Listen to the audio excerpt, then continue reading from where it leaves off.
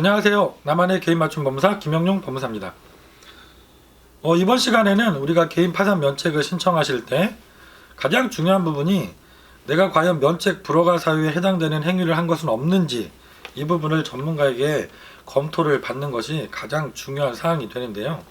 그 면책 불허가 사유 중에서 종종 문제가 되고 계시고 실제로 최근에도 저에게 상담을 여러 차례 문의하셨던 사항입니다. 염가 매각에 대해서 설명을 드리려고 합니다.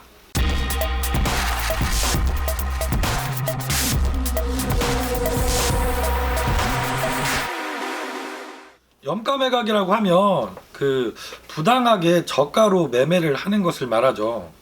예를 들어서 내가 지금 시가가 한 1억 정도 하는 부동산인데 이것을 5천만 원, 6천만 원에 타인에게 매각을 했다. 파산 신청 전에.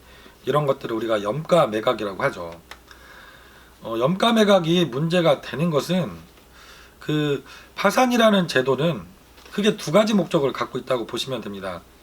첫 번째는 채권자들이 공평하게 채권을 변제받도록 법원에서 도와주는 제도인 거고요. 두 번째는 채무자가 경제적으로 재기하고 갱생하도록 도와주는 제도인 거죠.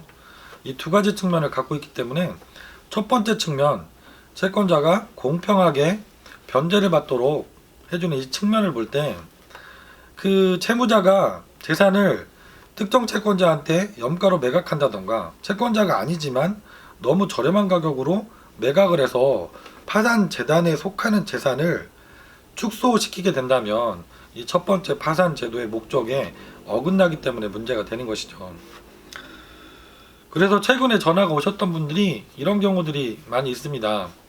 아무래도 부동산 경기 자체가 크게 좋지 않고 그러다 보니까 내가 이미 지급불능 상태에 빠졌는데 부동산은 조그만 것들을 갖고 계세요. 근데 이거를 처분하려고 부동산에 내놔봤는데 수개월이 지나도 매매가 되지 않고 당장 이 재산을 처분해야 할 것 같다. 그러면 이 염가 매각이라는 것을 모르고 이게 문제된다는 것을 모르시고 아주 저렴한 가격이라도 이렇게 매매를 하고 오시는 경우들이 있고, 그렇게 해도 되냐고 또 질문을 주시는 분들이 계신 겁니다. 그래서 실제로 최근에도 그렇게 실제로 매매를 하신 분도 계셨고, 또 매매를 하려고 계약을 했다고 상담 전화를 주신 분도 계셨습니다. 이것은 채권자 입장에서 보면, 공평하게 배당을 받아야 되는 채권자 입장에서 보면 내가 받을 수 있는 배당의 금액을 현저하게 감소시킨 행위가 될 수 있는 것이죠. 그래서 문제가 됩니다.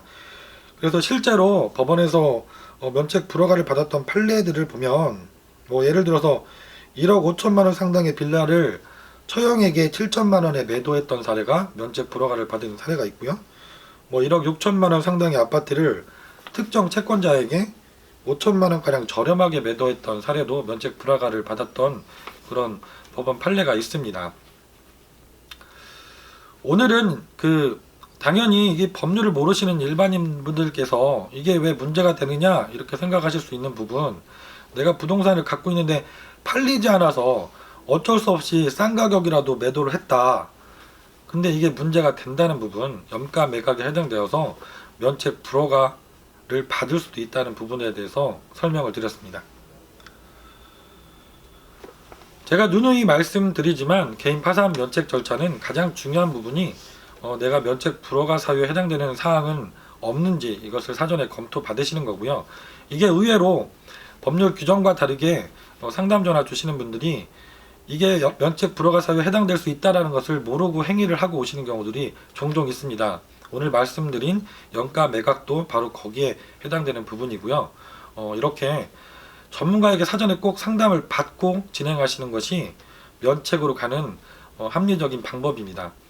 김영용 법무사에게 전화 주시면 제가 최대한 전화를 받고 친절하게 상담 드릴 수 있도록 노력하겠습니다. 김영용 법무사였습니다. 감사합니다.